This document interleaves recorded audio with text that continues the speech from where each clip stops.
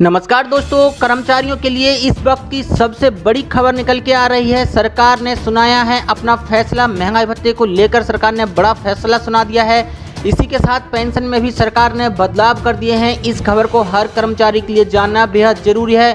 महंगाई भत्ता, रिटायरमेंट और पेंशन को लेकर बहुत ही बड़ी खबर है। दीपावली के बोनस को लेकर सरकार ने अपना फैसला सुना दिया है, जो कि सभी केंद्रीय कर्मचारियों और राज्य कर्मचारियों और पेंशनरों को जानना बहुत ही जरूरी है। सभी कर्मचारी इस खबर को ध्यान से देखें। इस वीडियो में सभी बड़ी खबरें हैं जिन्हें आप विस्तार से जानेंगे, तो सभी बड़ी खबरों को पूरा देखें। तो जान लेते हैं आज की पहली बड़ी खबर। जी हाँ, केंद्रीय कर्मचारियों को मिलता है लीव ट्रैवल अलाउंस। घूमने जाओ और पैसे भी बचाओ। जी हाँ, केंद्रीय कर्मचारियों और अधिकारियों को सरकार की तरफ से लीव ट्रैवल अलाउंस यानी LTA ऑफर किया जाता है। इसके तहत कर्मचारी और अधिकारी कहीं घूमने जाएं तो उन्हें ट्रैवल अलाउंस क्लेम की सहूलियत मिलती है। कर्मचारी अपने परिवार के साथ या अकेले घूमने जा सकते हैं। इनकम टैक्स का रूल 1961 की धारा 10(5) के तहत इसके लिए क्लेम करने के लिए पात्र होते हैं। कंपनियों की ओर से छुट्टियों के दौरान कर्मचारी और उसके परिवार घूमने पर लगने वाले खर्च को क्लेम में शामिल किया गया है। केवल यात्रा के किराए पर ही इसका लाभ मिलता है। किसे कितने LTA मिलेगा, यह पद और रैंक के हिसाब से तय किया जाता है। लीव ट्रैवल अलाउंस कर्मचारी के CTC का ही हिस्सा होता है। सिर्फ देश में कहीं भी ट्रैवल करने पर यह छूट मान्य होती है। हाल में केंद्र सरकार ने फैसला किया था कि LTA क्लेम करते वक्त अब हवाई जहाज़ का बोर्डिंग पास देना अनिवार्य नहीं है। बता दें कि 4 कैलेंडर ईयर के ब्लॉक में कर्मचारी 2 बार लीव ट्रैवल अलाउंस क्लेम ले सकते हैं। बता दें कि केंद्र सरकार कर्मचारियों, पेंशनर्स और उनके आश्रितों को सेंट्रल गवर्नमेंट हेल्थ स्कीम यानी CGHS स्वास्थ्य बीमा योजना का लाभ मिलता है। इस स्कीम के तहत इन्हें इलाज कराने की सुविधा मिलती है। कर्मचारियों को house building advance home loan की सुविधा भी मिलती है। हाउस बिल्डिंग एडवांस के तौर पर अधिकतम 25 लाख रुपए या फिर 34 महीने की बेसिक सैलरी के बराबर रकम मिल सकती है। साथ ही बढ़ते हैं आज की एक और बड़ी खबर की ओर। जी हाँ, अगर आपकी भी कोरोना काल में गई नौकरी तो सरकार देगी 50% सैलरी। जी हाँ, सरकार 50% सैलरी दे रही है। जिन लोगों की कोरोना में अगर नौकरी चली गई है तो उनको मोदी सरकार 50% सैलरी दे रही है। कोरोना के कारण काफ़ी लोग बुरी तरह से प्रभावित हुए हैं। भारत में कोरोना के कारण ज़्यादातर कंपनियां छंटनी और सैलरी में कटौती की है। इस महामारी ने भारत को अर्थव्यवस्था को तो चौपट किया ही है, इसने करोड़ों लोगों को बेरोजगारी की ओर भी धकेल दिया है। अपनी नौकरी गंवा चुके ऐसे लोगों की इस मुश्किल समय में सरकार की एक योजना मदद कर सकती है। फ्री में 20,000 रुपये का कोरोना बीमा कवर खोलना होगा सेविंग अकाउंट। जी हाँ, 20,000 रुपये का फ्री में कोरोना बीमा कवर सरकार दे रही है। कर्मचारी राज्य बीमा निगम द्वारा एक योजना लॉन्च की गई है जिसका नाम है अटल बीमित व्यक्ति कल्याण योजना। केंद्र सरकार ने अटल बीमित व्यक्ति कल्याण योजना के तहत राहत बढ़ाने के लिए अधिसूचित कर दिया गया है। इससे कर्मचारी राज्य बीमा निगम में रजिस्टर्ड कामगारों को 50% अनएम्प्लॉयमेंट बेनिफिट मिलेगा। बता दें कि सरकार के इस फैसले से 40 लाख से ज़्यादा कामगारों को फायदा होगा। कर्मचारी राज्य बीमा निगम ESIC की अटल बीमित व्यक्ति कल्याण योजना के तहत नौकरी जाने पर सरकार की तरफ से भत्ता दिया जाता है। आप प्राइवेट सेक्टर, ऑर्गेनाइज्ड सेक्टर में नौकरी करते हैं और आपकी कंपनी PF ESI हर महीने आपके वेतन से काटती है तो आपको इस योजना का लाभ मिलेगा। लेकिन लाभ पाने के लिए योजना में आपका रजिस्ट्रेशन जरूरी है। इस बारे में ESIC की वेबसाइट से भी डिटेल ले सकते हैं। बता दें कि सरकार ने हाल ही में एम्प्लॉय स्टेट इंश्योरेंस एक्ट के तहत अटल बीमित व्यक्ति कल्याण योजना की अवधि को 30 जून 2021 के लिए बढ़ाने का ऐलान किया है। इस स्कीम के तहत केंद्र सरकार ने पेमेंट को भी नोटिफाई कर दिया है। इसके बाद 31 दिसंबर 2020 तक कुछ ढील के साथ सब्सक्राइबर्स को 50% बेरोजगारी लाभ दिया जाएगा। यह फ़ायदा उन कामगारों को मिलेगा जिनकी 31 दिसंबर के पहले नौकरी चली गई हो। 1 जनवरी 2021 से 30 जून 2021 के बीच ओरिजिनल क्राइटेरिया के आधार पर ही सब्सक्राइबर्स को लाभ मिल सकेगा। इस अवधि में बेरोजगारी लाभ 50% की जगह 25% ही मिलेगा।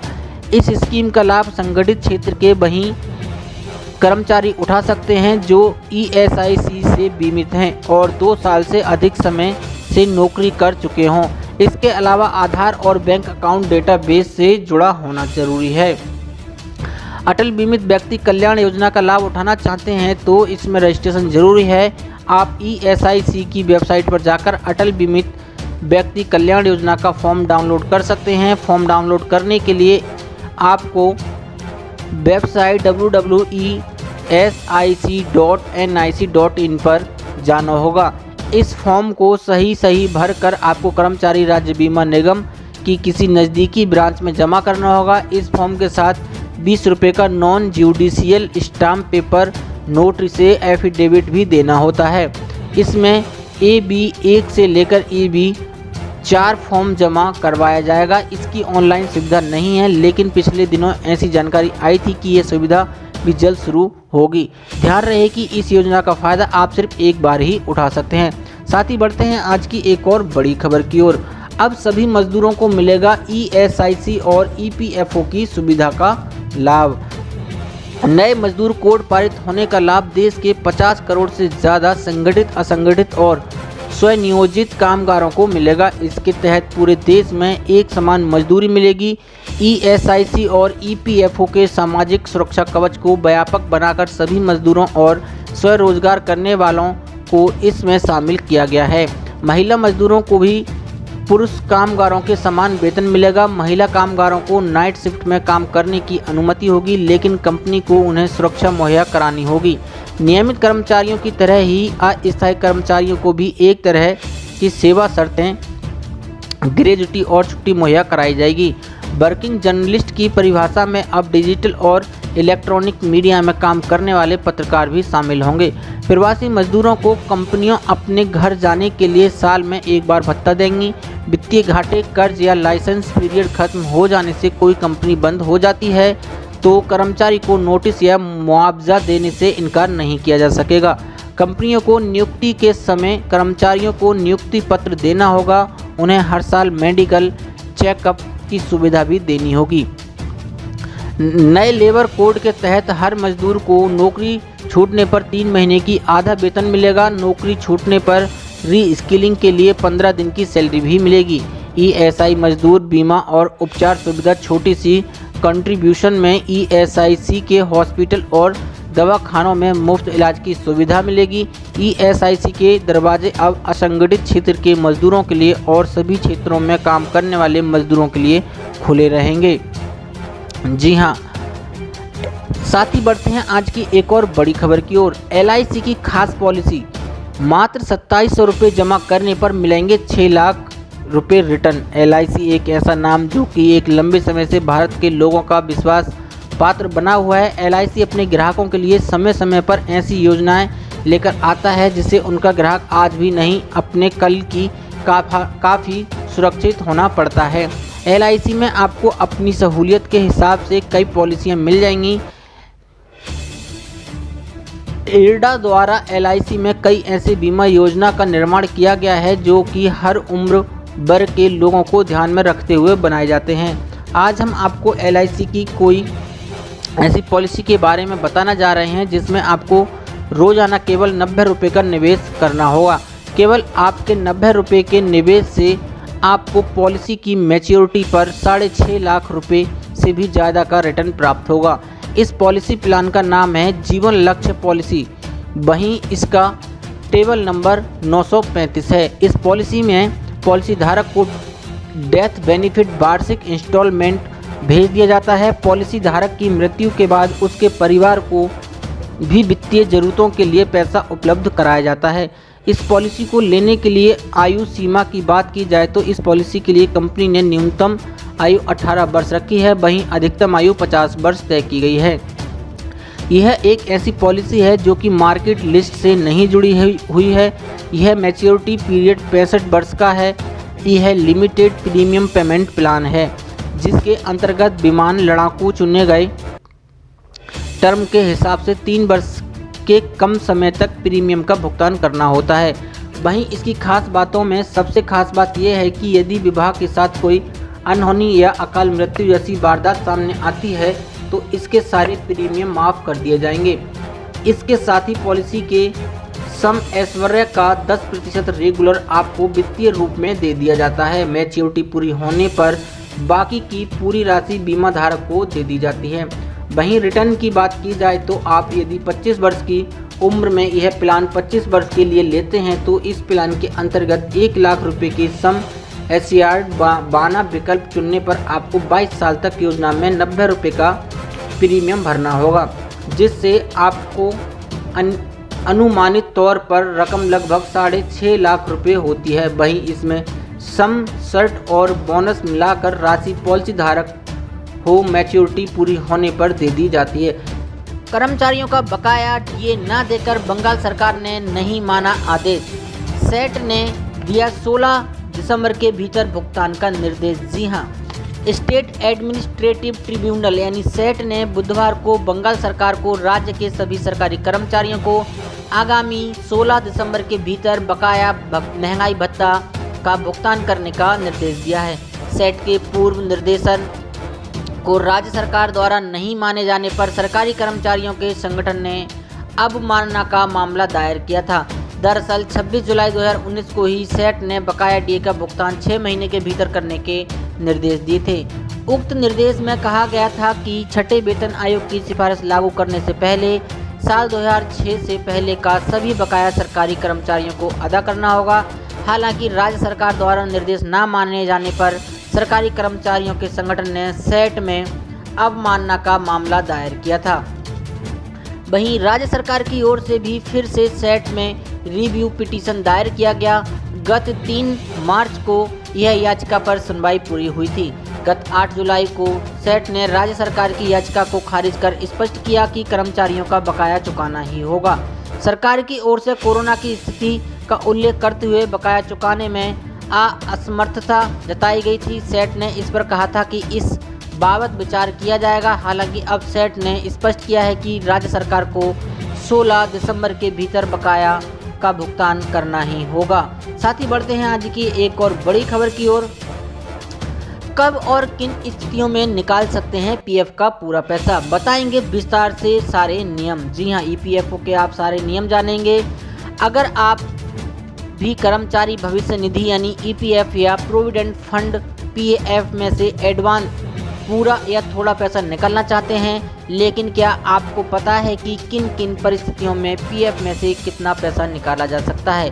कोरोना काल में भी काफ़ी कर्मचारी मेडिकल खर्चों के लिए पीएफ से पैसा निकाल रहे हैं। आप भी मेडिकल फैमिली इमरजेंसी में पीएफ का पूरा पैसा निकाल सकते हैं। ये पैसा आप ऑनलाइन अप्लाई करके निकाल सकते हैं। आइए जानते हैं किन हालातों में पैसा निकाल सकते हैं। अपने पीएफ में से आप कितना पैसा निकाल सकते हैं, यह आपके पीएफ अकाउंट के बैलेंस पर भी निर्भर करता है।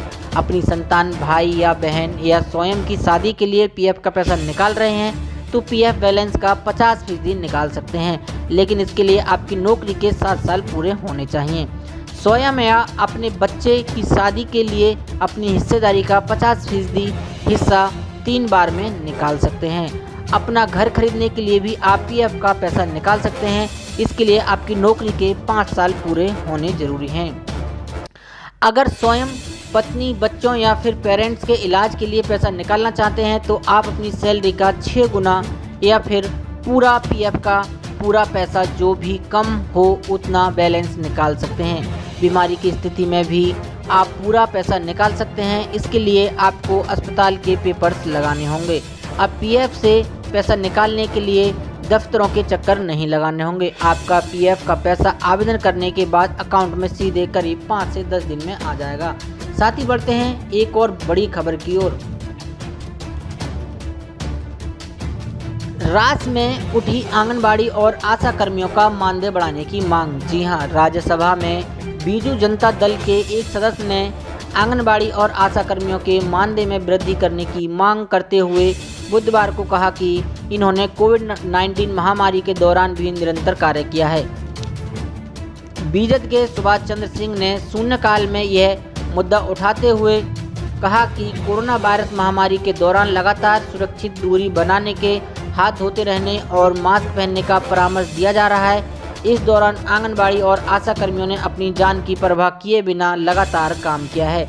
सिंह ने कहा है, यह विडंबना ही है कि संकट के समय भी आर्थिक परिश्रम करने वाली आंगनबाड़ी कर्मियों का मात्र 4500 रुपये और आशा कर्मियों को केवल 2500 रुपये का मानदेय मिलता है, जो महंगाई और उनकी सेवाओं को देखते हुए बहुत ही कम है। बीजेपी सदस्य ने कहा कि ओडिशा में राज्य सरकार ने इन कर्मियों को कुछ राहत दी है, लेकिन यह राहत पर्याप्त नहीं कही जा सकती है। उन्होंने सरकार से मांग की है कि आंगनबाड़ी कर्मियों का मानदेय बढ़ाकर 15,000 रुपये और आशा कर्मियों का मानदेय बढ़ाकर 10,000 रुपये किया जाए। उन्होंने कहा केंद्र सरकार को आंगनबाड़ी कर्मियों और आशा कर्मियों के लिए एक विशेष पैकेज की घोषणा भी करनी चाहिए। उल्लेखनीय है कि ज़्यादातर विपक्षी दलों के सदस्य सदन में मौजूद नहीं थे। सदन में रविवार को हुए हंगामे को लेकर 8 विपक्षी सदस्यों को निलंबन के विरोध में विपक्ष के कई दलों के सदस्य सदन की कार्यवाही का बहिष्कार कर रहे हैं। शून्यकाल में ही असम गण परिषद के वीरेंद्र प्रसाद वैश्य ने भारत म्यांमार थाईलैंड त्रिपक्षीय अंतर्राष्ट्रीय राजमार्ग परियोजना का मुद्दा भी उठाया। साथ ही बढ़ते हैं आज की एक और बड़ी खबर की ओर। रिटायरमेंट के दिन से शुरू हो जाएगी पेंशन। जी हां,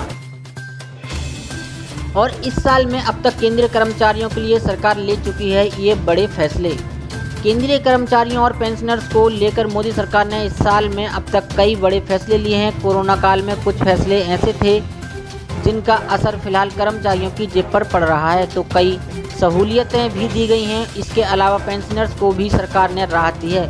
वहीं रिटायरमेंट को लेकर काफ़ी समय से जारी असमंजस की स्थिति को लेकर भी सरकार ने स्पष्टीकरण दिया है। सबसे पहले बात करें महंगाई भत्ते को लेकर, तो केंद्र सरकार ने अप्रैल में तय किया था कि कर्मचारियों का जनवरी 2020 से जून 2021 तक महंगाई भत्ता नहीं बढ़ेगा। कोरोना महामारी से जारी लड़ाई के बीच कर्मचारियों के अलावा पेंशनर्स भी यह फैसला लागू किया गया है। हालांकि सरकार ने यह भी स्पष्ट किया है कि बाद में यह व्यवस्था बहाल कर दी जाएगी। सरकार के इस फैसले का सीधा असर सैलरी और पेंशन पर पड़ रहा है। वहीं लॉकडाउन में सोशल डिस्टेंसिंग का पालन करने के लिए तमाम विभागों में रोस्टर नए सिरे से लागू किए गए हैं। इसके कई कर्मचारियों को हफ्ते में 2 या 3 दिन ही ऑफिस जाना पड़ रहा था, लेकिन फिलहाल ये व्यवस्था लगभग खत्म कर दी गई है। सरकार ने तय किया है कि कर्मचारियों को रात में ड्यूटी करने पर अलग से अलाउंस दिया जाएगा। पहले ये अलाउंस ग्रेड पे के आधार पर दिया जाता था, लेकिन सरकार ने इस पर रोक लगा दी है। इसके अलावा कोरोना काल के दौरान रिटायर होने वाले कर्मचारियों को पेंशन पेमेंट ऑर्डर आने तक प्रोविजनल पेंशन दिए जाने का भी फैसला लिया गया है। वहीं कोरोना संकट के बीच मोदी सरकार ने शुक्रवार को केंद्रीय कर्मचारियों के लिए central government employee group insurance scheme की बेनिफिट टेबल जारी कर दी है। सेवानिवृत्ति तक केंद्र सरकार का एक कर्मचारी केंद्र सरकार के कर्मचारी समूह बीमा योजना में योगदान देता रहता है। CGEGIS 1980 योजना बीमा कवरेज के साथ आती है और कर्मचारी के लिए बचत कोष के रूप में भी काम करती है।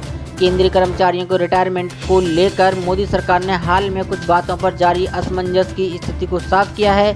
सरकार ने साफ किया है कि सरकार 50 से 55 साल की उम्र या फिर नौकरी में 30 वर्ष पूरा कर लेने वाले कर्मचारियों को रिटायर कर सकती है। सरकार के पास जनहित में ऐसा करने का अधिकार है। सरकार ने साफ शब्दों में कहा है कि सरकार चाहे तो कर्मचारियों को समय से पहले भी रिटायर कर सकती है। सरकार ने इस संदर्भ में पुराने ऑर्डर की व्याख्या में अस्पष्टता को खत्म कर नए नियमों का उल्लेख भी किया है। ऐसी बड़ी खबरों को देखने के लिए हमारे चैनल को सब्सक्राइब करें और वीडियो को लाइक शेयर जरूर करें। धन्यवाद।